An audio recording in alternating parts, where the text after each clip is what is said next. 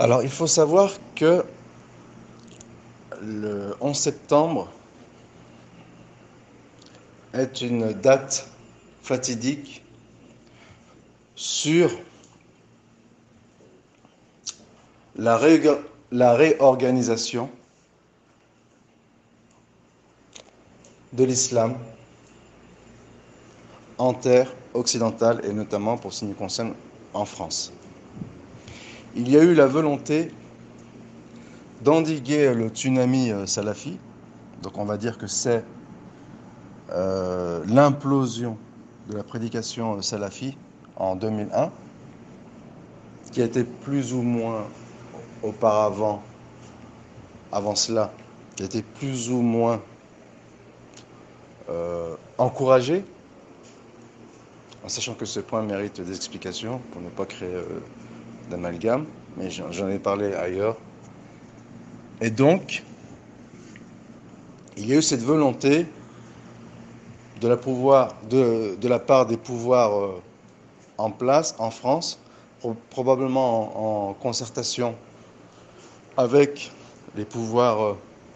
maghrébins, que sont la Tunisie, l'Algérie et le Maroc, de réorganiser l'islam de France en redorant le blason de l'islam traditionnel maghrébin avec ces trois hypostases que sont le soufisme, l'ash'arisme et le malikisme, tous deux chapeautés par deux versants élitistes que sont le soufisme mystique ou mysticiste d'un côté pour ce qui est de la force émotionnelle et pour ce qui est de la force intellectuelle et rationaliste, le mu'tazilisme. Et ces deux tendances élitistes, elles fricotent avec la franc-maçonnerie, puisque là aussi je vais l'expliquer, la franc-maçonnerie, elle prône le gnosticisme et le retour au paganisme, et le gnosticisme selon ces deux versants, avec un versant intellectuel qui tend vers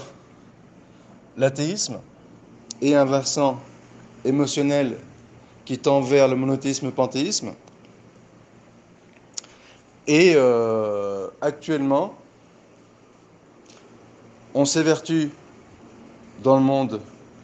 catholique à conjuguer le christianisme et le paganisme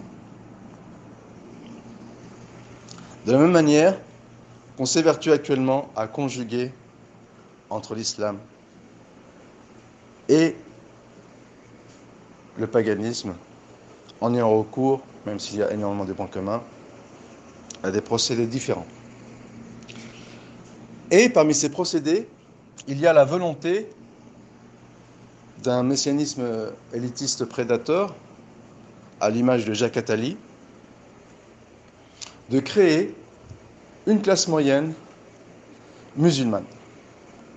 Un peu comme cela a été le cas dans les années 80,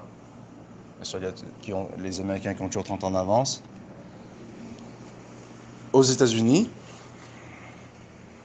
et on le sent bien sûr dans la propagande hollywoodienne, avec le feuilleton symbolique. C'est le prince de Bel-Air. On a eu les prémices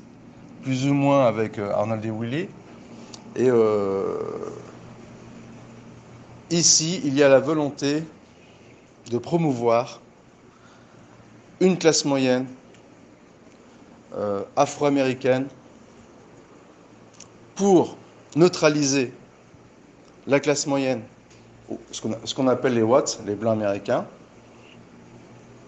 malgré qu'ils soient, bien qu'ils soient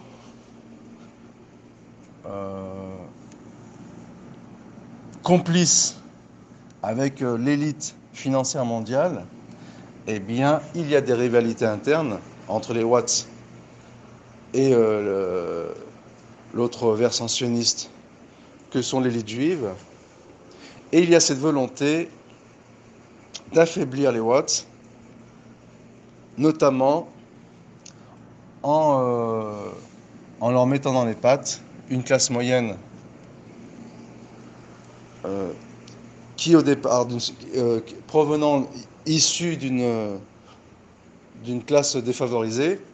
qui était qui était en théorie minoritaire, et que sont donc les Afro-Américains, en vue de les neutraliser, et bien sûr, et de chapeauter les deux, et de maîtriser les deux. C'est exactement ce phénomène auquel on assiste actuellement en France, avec la promotion de personnalités telles que Idriss Aberkane, donc qui est le poulain de Jacques Attali, après avoir évincé son ancien poulain, qui était Tariq Ramadan. On a voulu réorganiser l'orientation globale que prenait l'Occident, et notamment dans sa relation avec l'islam. Donc cette réorientation globale a eu ses victimes collatérales, notamment avec DSK, Strauss-Kahn, Dominique Strauss-Kahn, qui était une victime, Einstein en est une autre. Eh bien, dans cette réorganisation, peut-être pour mettre en avant une nouvelle jeunesse, une nouvelle élite, donc redonner de l'élan à la marche actuelle, eh bien, parmi les victimes collatérales, il y a eu Tariq Ramadan. Et bien sûr, il a vite été remplacé avec une nouvelle jeunesse, donc incarnée par Idriss Aberkane, et cet islam New Age. Donc on a assisté exactement au même phénomène auquel on a assisté dans les années 70 aux États-Unis, pour cette alliance entre le monothéisme et le paganisme. C'est une alliance bien sûr qui est biaisée, puisque le but c'est de donner la mainmise au paganisme de façon camouflée, donc en agissant dans l'ombre. Eh bien, nous assistons actuellement à l'émergence d'un islam New Age, un islam paganiste, un islam qui épouse toutes les tendances actuelles, donc LGBT, toutes les tendances réformistes, modernistes, matérialistes, et donc ça se traduit dans le monde superficiel et décadent du spectacle et autres, étant donné que des générations entières ont été formées par les créneaux d'information que sont la télévision et autres, qui diffusent des feuilletons et des dessins animés en vue d'orienter la pensée vers ce à quoi tend le monde moderne, donc de modeler la pensée et par ce conditionnement collectif, intégrer bien sûr l'élément musulman dans cette propagande globale, eh bien cela donne des mixages ou des produits, bien sûr, qui seront de plus en plus, comme le sont les tumeurs en général, qui sont de plus en plus marginaux, de plus en plus exubérants et de plus en plus expressifs, en vue, de façon consciente ou non, de se démarquer de l'islam traditionnel, bien que paradoxalement, ont faim, de façon plus ou moins consciente, de promouvoir l'islam traditionnel, mais c'est pour mieux le pervertir. Bon, bien sûr, cette mainmise sur l'islam et les musulmans, elle se manifeste de diverses façons. Chacun en connaît des exemples. L'un qui vient à l'esprit est éventuellement Ismaël Mounir, qui est lui aussi un poulain de Jacques Attali. Et on a vu le revirement idéologique chez Rachid Abou Hadeifa et tant d'autres. Et pour ce qui concerne Idriss Aberkan, eh bien lui, il est dans l'islam New Age, avec son lot de développement personnel et autres, pour réintégrer ou pour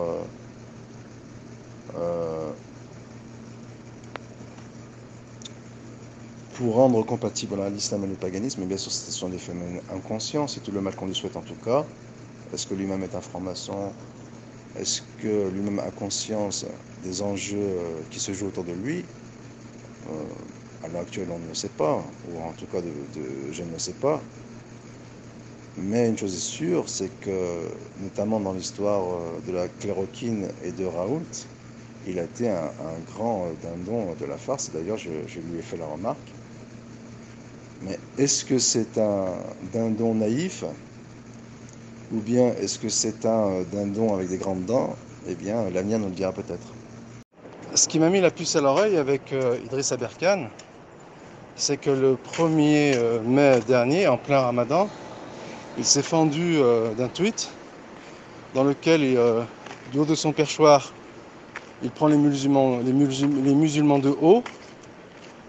en disant que les ignorants, ils sont révulsés à l'idée d'appeler Mohamed Mahomet, alors que la retranscription, la francisation d'un nom propre dans une autre langue ou issu d'une autre langue est une chose courante et répandue. Et là, il n'y est pas du tout, étant donné que des chercheurs très sérieux, donc on ne peut accuser d'ignorants, et qui ne sont pas musulmans, donc on ne peut accuser d'être partisans et fanatiques, eh bien ils remontent à l'origine de ce nom, et qui a une connotation extrêmement négative dès le Moyen-Âge,